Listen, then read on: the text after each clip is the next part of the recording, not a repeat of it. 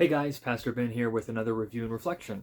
Today I want to do something a little bit different. I'm going to review this called the Monk Manual. So this is not a book that you read. This is actually kind of an organizational planning system, life management system. I don't know, something like that. Anyways, it's something that I've been using for about a year now, which I think is a good amount of time to actually give a review about something like this because the idea is it's sort of a planner of sorts. I'll explain what all it does. But it's something that you're supposed to kind of adopt and use in your life to help you um, flourish most. So, anyways, this is something I came across. I think I found it on like a Facebook ad kind of thing back when I first started in ministry just over a year ago. So, I've had a year of using this and about a year of ministry. So, I want to give my thoughts about the Monk Manual, what it is, what I like, and how I use it. And maybe it'll be useful for some of you as well. So, this is a product put out by I think the guy's name is Steve Lawson, not the Steve Lawson some of you are thinking about, not the Reformed Baptist preacher from Alabama, but another gentleman who actually is a believer. And as he was, navigating his own life professionally and personally, he became very interested in kind of management systems and productivity type of things. But what he realized is a lot of that is oriented toward doing more. You know what I mean? Just getting more done, and even the way that we talk about productivity is, did you get everything off your to-do list? And so a lot of productivity tools are tied to allowing you to produce more, right? That's what it means to be more productive, to produce more, to do more. And he realized, I think partially as a Christian, and also just as a person, as many people are recognizing that kind of, even that language, that kind of factory industrial terminology is a very modern Western approach that is not how even people in the West would have thought about things in the past, and definitely not how people in other parts of the world might think about life and what it means to have a good life. So productivity is obviously a piece of the puzzle, but to make it the whole can be kind of a distorting thing. And so he wanted to have something that would help him to be productive, but that would be focused not only on doing, but also on being. So looking at his character, looking at not just goals in terms of work things or tasks, but relationships and health and his relationship with God and all of those things as well. And so his inspiration for that came from kind of seeing some problems in the productivity world, and also looking at, from his perspective as a Christian, some people who were very focused in their life, but who were not focused on doing, they were more focused on being, and he's looking at monasticism for that. I don't know what his theological background is. I don't think he's actually Roman Catholic or Orthodox. I think this is probably an example of kind of Protestants being a little bit infatuated with at least an idea or idealized form of monasticism. So I have my own thoughts about that, how we as Protestants should view monasticism, but that's not for this video. That'll be another video maybe at some point. But anyways, what he came up with was the Monk Manual. So what exactly is this? Well, there's actually kind of three parts to this, and you can see, first off, let me just give you kind of a tour of this physically. You get one of these in the mail, and supposedly you should go through 4 of them a year. I have 2 that I've gone through, and then I'm on my 3rd one, and I've been doing it for more than a year, which tells you right now I haven't been faithful to do it every single day, right?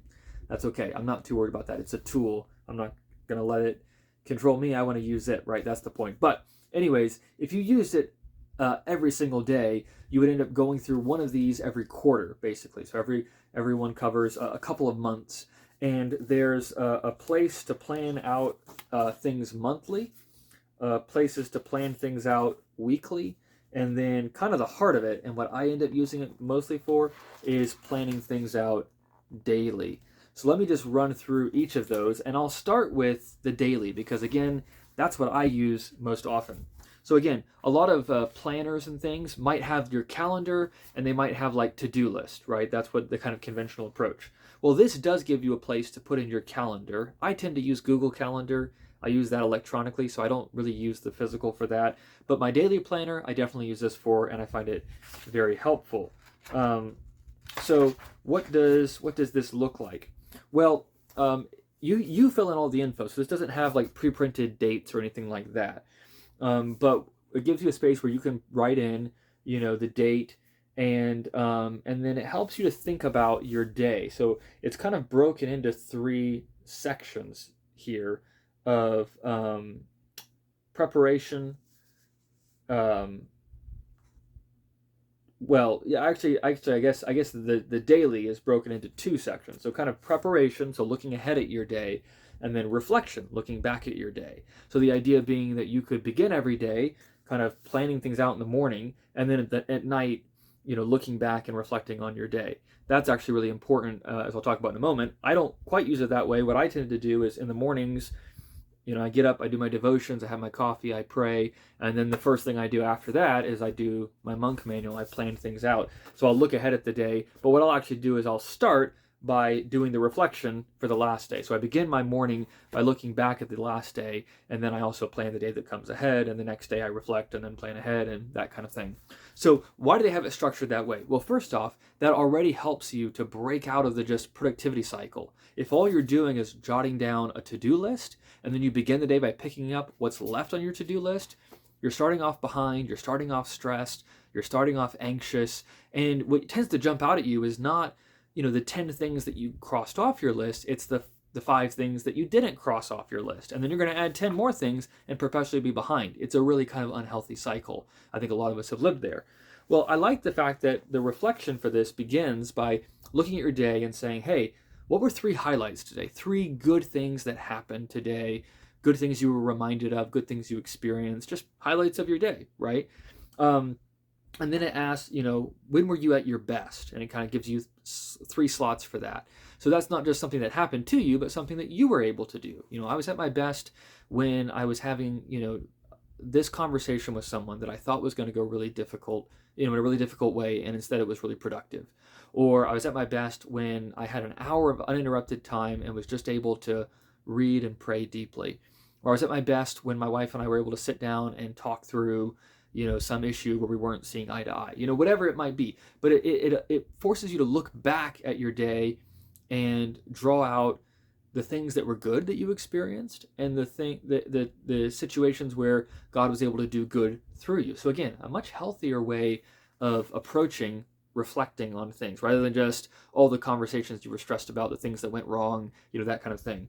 It does give you a space to think about some of those things though. I don't really love the way they framed this one. I felt unrest when, and you're supposed to fill it in. I don't know, for some reason that just strikes me as a little hokey, that I felt unrest when. But, I just look at that as, okay, if the highlights and I was at my best are kind of, what were the flowers of that day, I felt unrest as kind of what were the thorns of that day? When did you feel the effects of the fall? What are the things you wish you could redo? That kind of thing. And then it allows you to say, okay, what's one way I could improve tomorrow? And so it gives you a space to kind of take those reflections and put some feet on it if there's something particular that you want to do. I often end up leaving that blank because there's not always like a tangible action item that's new for me. But I do find doing those reflections helpful. What were some highlights? When was I at my best? I try to fill in all 3. I don't always fill in all 3. Sometimes I have more, sometimes I have less. I don't stress about it, but it's helpful just to have that discipline of, for me, beginning each day, or you could, use it at the end of the day and kind of look back and say, okay, what was God doing? It also gives you on this page just some kind of blank space to journal. Sometimes I'll write down, scriptures that I'm reading or a quote that stands out to me. I've used it just for notes when I'm in meetings with people, that kind of thing. So it has a bit of that focus as well. But I'm kind of coming at this backwards because this is the way that I approached each morning. I do the reflection for the last day, and then I sit down and plan out the day to come. So this is actually my schedule for today, and it's kind of infinitely customizable to a certain extent. So let me explain how I use this as a pastor. They have this section up top where there's kind of 3 slots where they want you to prioritize. So it's not just like here's 10 things to do, but what are the most important things to do? And when I was first using this about a year ago, I would try to pull out the 3 most important tasks, and then I would fill in other tasks in the to-do underneath that. Sorry, I should let you guys actually see this. So the 3, priorities, and then the most important task there. That's how I was using it to begin with. What I found was that wasn't the most effective for me. And part of that was as a pastor, I just had to rethink a bit of, again, what my priorities are. But this system helped me to work through that. And kind of what I've come to, and this was something that I've played with this analogy um, over the years. So if you've read my blog, you may have seen an article I wrote on this. But I think about what I want to do every day as a pastor in terms of 3 P's, right? I'm a pastor, I've got to alliterate. So piety, so work of piety, pulpit work, and parish work. Those are the 3 things that, as I look ahead at every day, I want to make some progress in each of those areas. And as I look back on every day, if I say, was that a successful day? The way I answer that question is, did I pursue some works of piety? Did I make progress in pulpit work? And did I make progress in parish work? Did I pursue each of those things?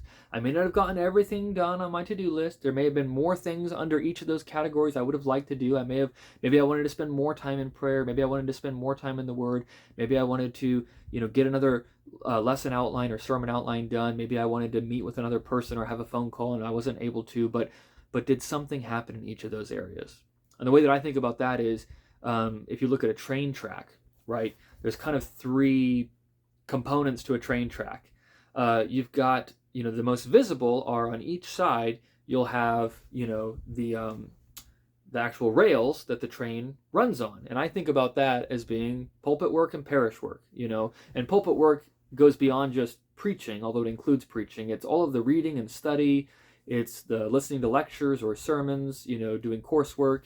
It's preparing Sunday schools or sermons or youth group or, any teaching kind of thing, podcast, video reviews. I categorize all that under anything that's teaching is pulpit ministry. That's a big part of what I, as a pastor, am called to do. So I want to do that every single day. That's one rail, right?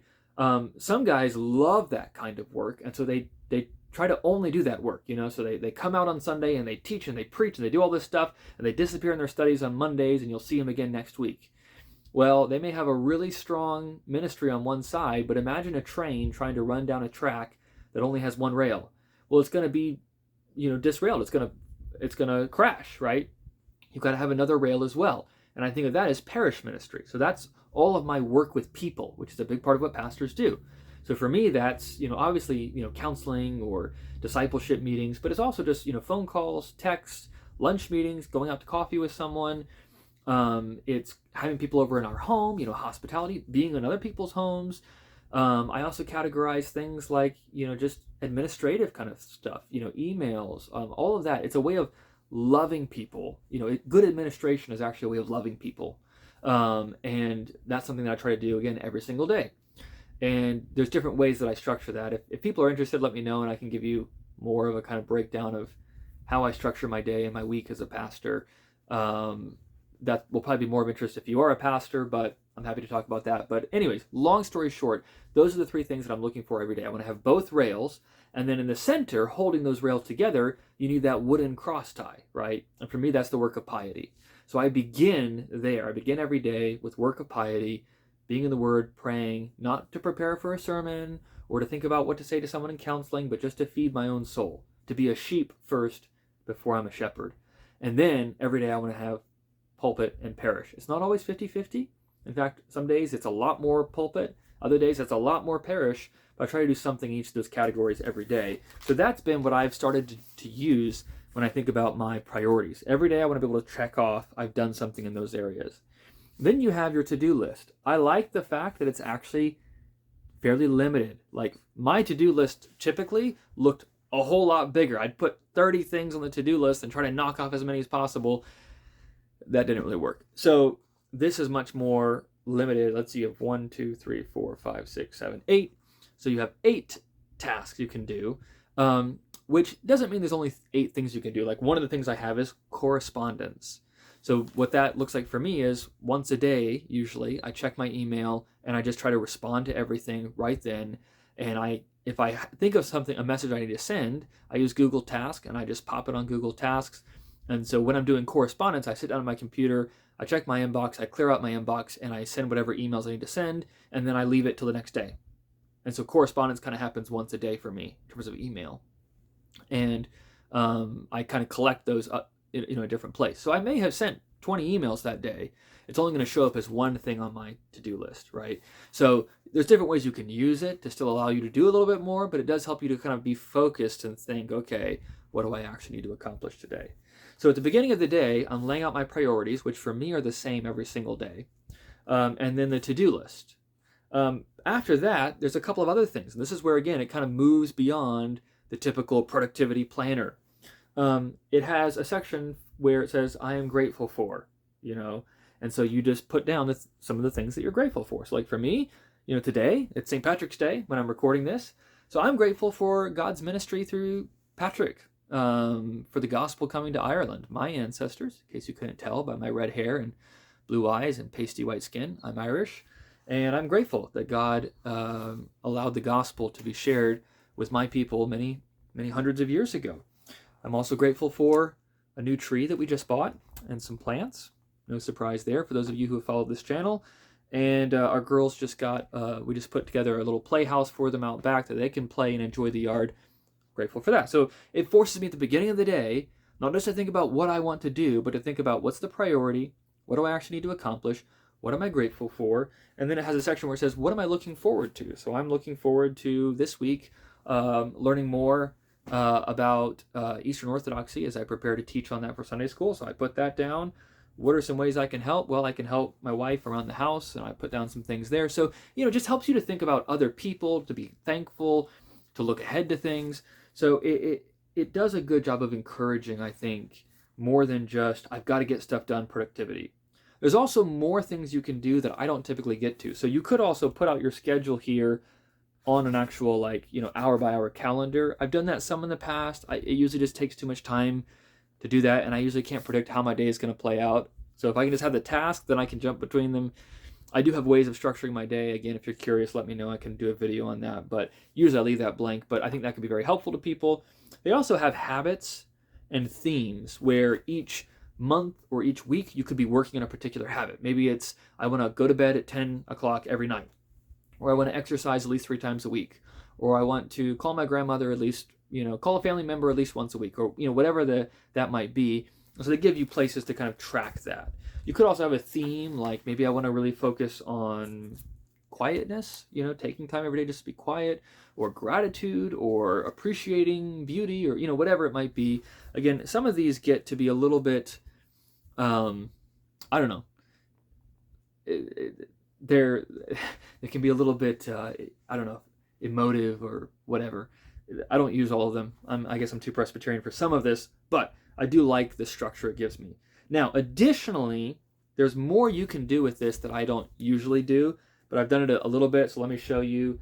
In August of last year, right, I had my calendar. So you have to actually write in the dates here, which is kind of a nice exercise, but it takes a lot of time. I tend not to do it. I tend to use Google Calendar for all of this. But you could kind of write out your appointments and whatever. You could write out what your habit is. So back in this month, which was August of 2022, I wanted to do more biking, right? So you can kind of do that. It gives you kind of preparation, priority stuff where you could say, okay, here are the 5 things I want to really focus on this month, or 5 tasks that I want to do. So you kind of have that planning section. You also have this like monthly check-in, where it says, okay, kind of gauge where you are in your relationships, where you are physically, where you are spiritually, where you are in your work and vocation, personal growth, play. You just kind of mark, where you see yourself as being. And then it asks the question, what's one change I can make in the next month that will make the biggest impact, on this?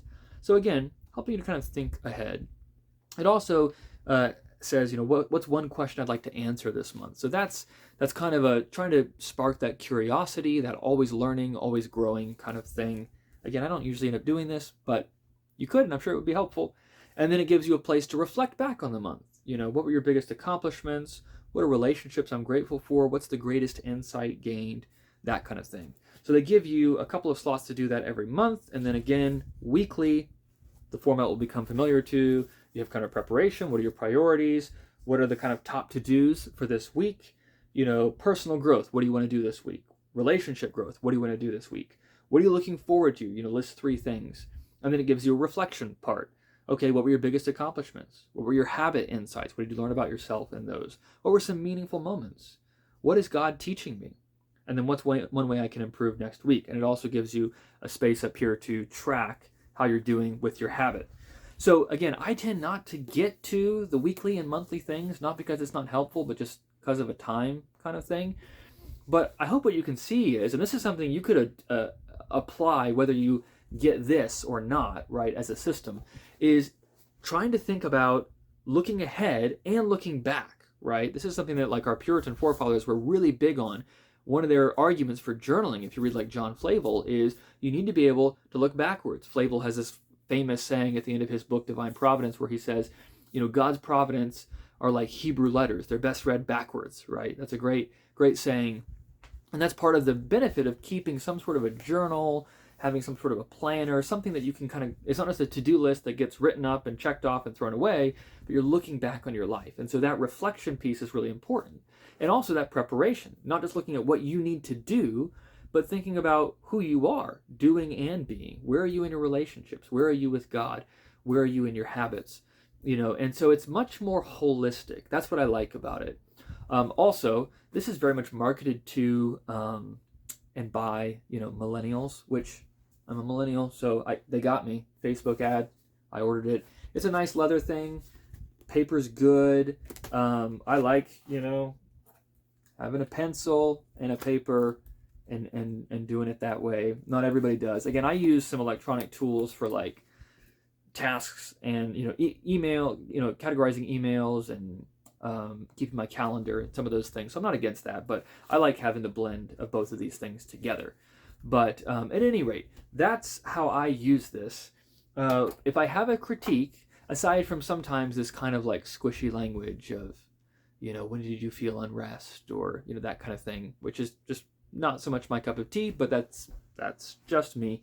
I don't love that necessarily. The price is kind of expensive.